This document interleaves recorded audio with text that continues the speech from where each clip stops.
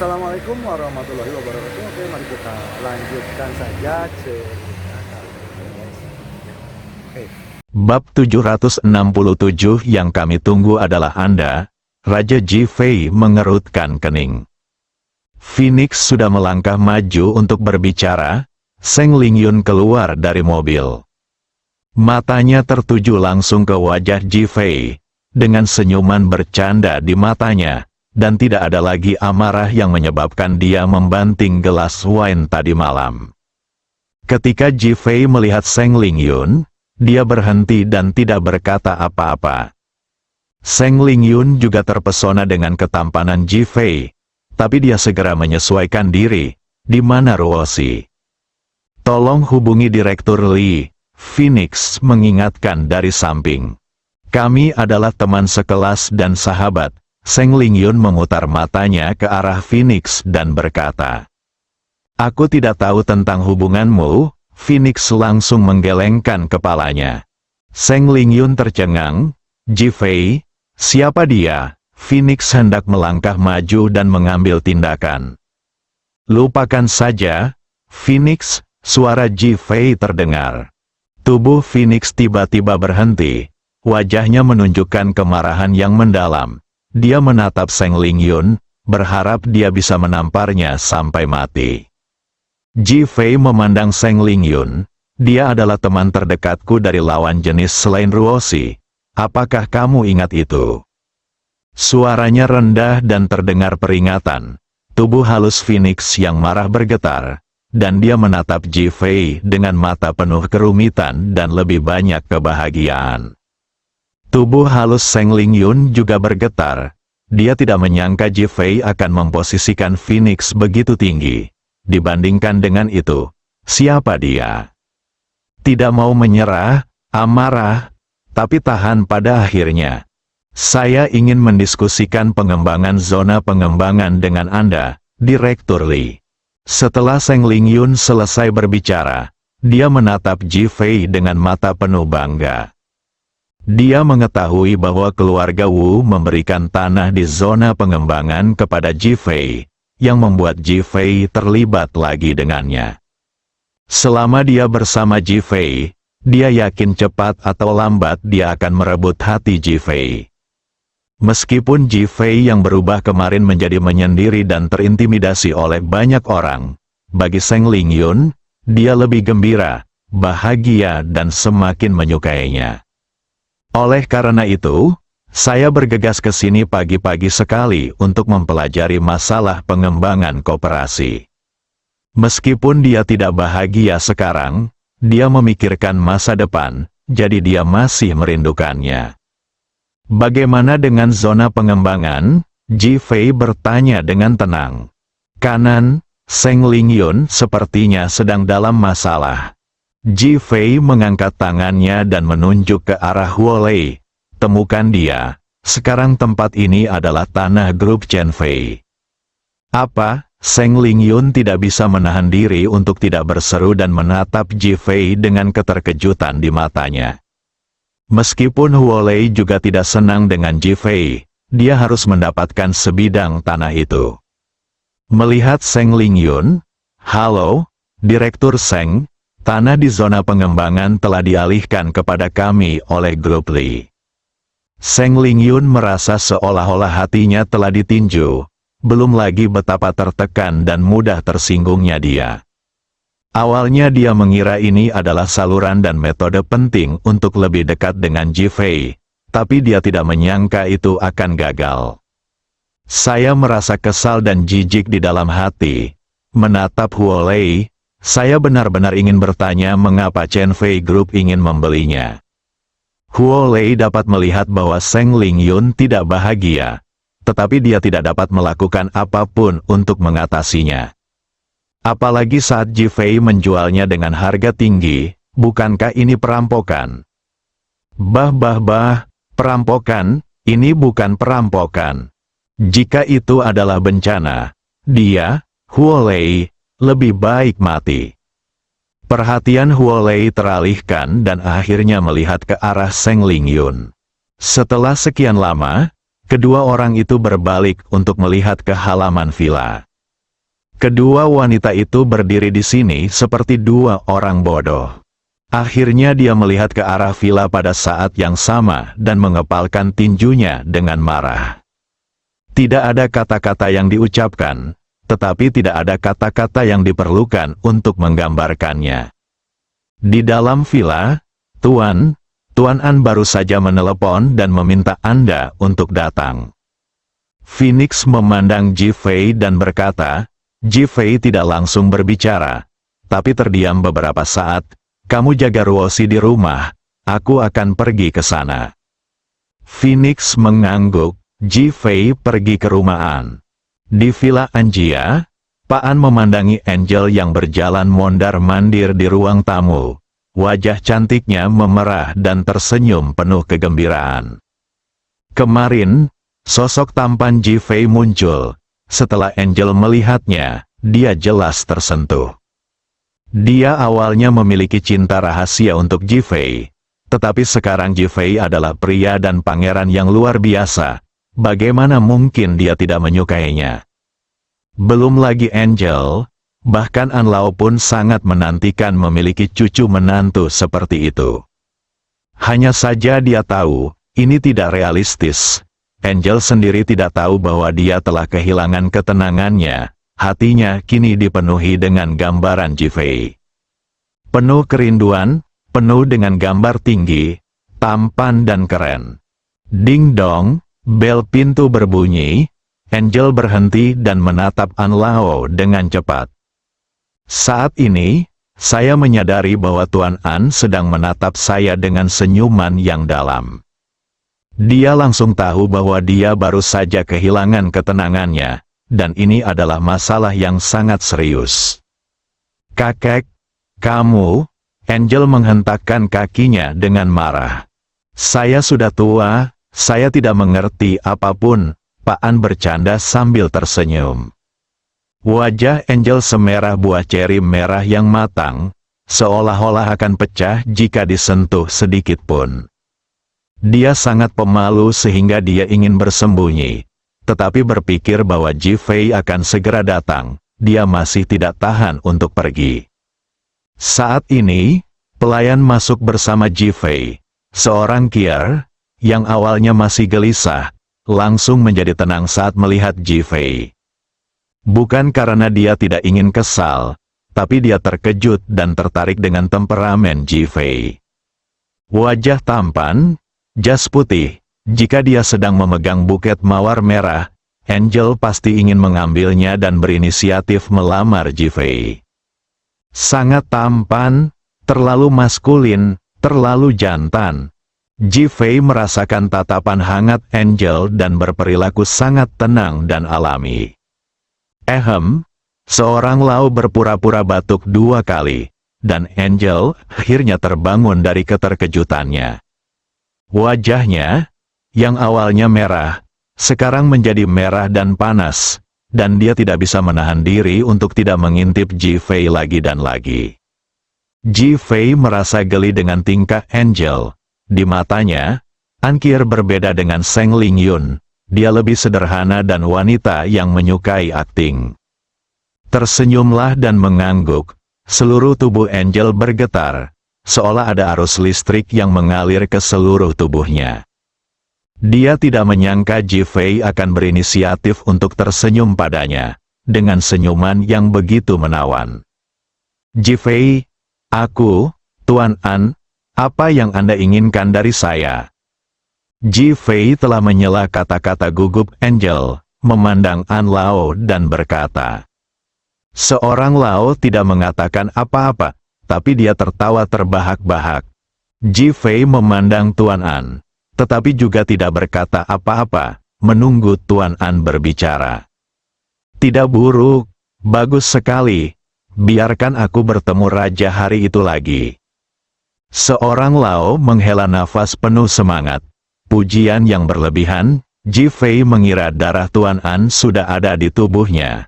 Dia masih berterima kasih kepada Tuan An, jadi dia bersikap rendah hati dan rendah hati. Ji Fei, aku datang kepadamu karena ada sesuatu yang ingin aku bicarakan denganmu. Mata An tua menyapu wajah An Kier dan yang lainnya.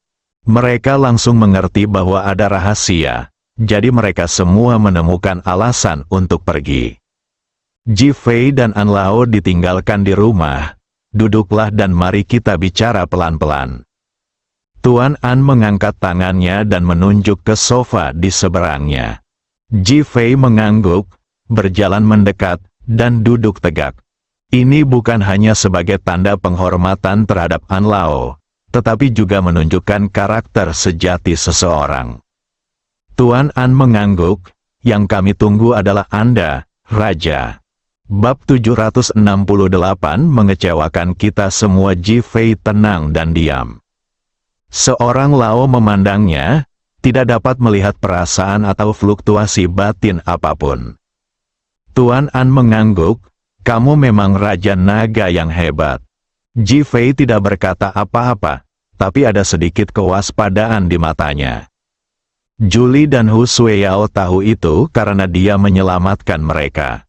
Tuan An seharusnya tidak tahu. Aku mengirim Long Aotian keluar saat itu. Seorang Lao berbicara lebih dulu, dijelaskan alasannya. Tubuh Ji Fei menjadi lebih tegak dan matanya menatap An Lao seolah menatap mangsa. Meskipun dia tidak tahu bahwa Long Aotian adalah orang misterius. Zhou Tianfang dan Paman Zhou dari keluarga Zhou menyebut Long Aotian berulang kali hari itu, dan bahkan menyebutkan hal-hal yang sangat rahasia seperti belati Raja Naga dan cincin Raja Naga, yang berarti orang misterius itu adalah Long Aotian. Hanya mengapa An Lao mengatakan dialah yang mengirimkannya? Biarpun dia adalah tokoh teratas dalam piramida kerajaan naga di masa lalu, apa alasan mengirim orang seperti itu? Tuan An mengabaikan reaksi Ji Fei dan melanjutkan, gerbang merah dan aula naga pada awalnya adalah dua senjata terkuat kerajaan naga. Namun, sejak pengkhianatan pemimpin aula naga sebelumnya 30 tahun yang lalu, aula naga telah menjadi lemah. Itu sebabnya ada berbagai kekuatan asing yang ditembus. Pada saat itu, kami hanya bisa lebih mengandalkan Sekte Merah untuk mempertahankan musuh dari luar negeri. Namun, setelah pemimpin sekte sebelumnya dari Sekte Merah gagal memburu Aula Naga dan mengkhianati ketua Aula 15 tahun yang lalu, dia kembali dalam keadaan terluka parah dan meninggal. Tetapi sejak Xiao Hongyan menjadi pemimpin Sekte Hong, hubungannya dengan ayahmu gagal, yang sangat mengurangi prestisnya. Akibatnya, kekuatan Sekte Merah runtuh dan mulai melemah. Ji Fei duduk lebih tegak. Dia belum pernah mendengar informasi rahasia ini. Mengapa? Tuan An menghela nafas. Gerbang merah dan aula naga tidak lagi bergengsi seperti dulu. Hati Ji Fei dipenuhi dengan kekacauan. Meskipun dia memiliki mentalitas yang lebih baik dan lebih kuat dari banyak orang biasa, dia merasa sedikit rumit saat ini. Dalam 8 tahun terakhir karirnya di luar negeri, dia telah beberapa kali menyelamatkan orang-orang dari Long Tang dan Hong Men, yang semuanya diatur oleh orang-orang misterius. Identitas orang-orang ini baru diketahui kemudian. Hal ini membuatnya semakin bingung. Dia memandang An Lao dan menunggu An Lao melanjutkan berbicara. Sejak pemimpin Balai Naga sebelumnya mengkhianatiku, Long Aotian, pemimpin tertinggi Balai Naga, diutus olehku dengan 2 tugas. Satu adalah menemukan pemimpin Balai Naga yang dikhianati, dan yang lainnya adalah menemukan pemimpin baru Balai Naga, pewaris. Penatua An memandang Xing Ji Fei dengan mata penuh kegembiraan dan kelegaan. Ji Fei telah kembali tenang tanpa gejolak apapun. Awalnya sebelum kamu, King Chang adalah bibit yang sangat baik, dan kami fokus membudidayakannya. Namun sayangnya, dia terjebak oleh cinta dan terobsesi dengan pengkhianatan ibumu, kesempatan pemimpin Aula Naga. Ketika Ji Fei menyebut King Chang, dia memikirkan pria yang dikirim oleh keluarga Zhou untuk membunuhnya. Dia terkadang memikirkan King Chang dan bertanya-tanya mengapa seni bela diri Zhou Tianfang dari keluarga Zhou hanya seperti itu. Mengapa seni bela diri King Chang begitu kuat? Tiba-tiba dia sadar sekarang bahwa dia adalah pelatih pewaris Master Dragon Hall. Jadi dia secara alami berbeda dari orang biasa. Sayang sekali, jadi Long Aotian tidak punya pilihan selain mencari lagi. Pencarian ini berlangsung 8 tahun lagi. Saat dia menemukanmu 8 tahun lalu, dia memberitahuku bahwa dia akhirnya menemukan pewaris baru yang bisa muncul dari langit. Saya, Ji Fei akhirnya berbicara. Tuan An mengangguk. Pada saat itu, orang tuamu kebetulan dibalas oleh Long Tang dan Hong Men. Dalam keadaan seperti itu, Long Aotian menyelamatkanmu, dan kemudian membawamu ke atas gunung dan mulai mengolahmu dengan sepenuh hati. Ekspresi Ji Fei tidak lagi tenang saat ini, dan dia memandang An Lao, karena kamu tahu bahwa Long Tang dan Hong Men akan berurusan dengan orang tuaku, mengapa kamu tidak menyelamatkan mereka? Memikirkan orang-orang Long Tang dan Hong Men yang telah dia selamatkan selama bertahun-tahun, Ji Fei ingin menangkap mereka dan membunuh mereka satu persatu. Dia bahkan ingin membunuh orang tua di depannya. Peristiwa tragis kehancuran dan kematian keluarga, rasa sakit seperti ini adalah sesuatu yang hanya dia yang paling tahu di dalam hatinya. Mengapa? An Lao menghela nafas.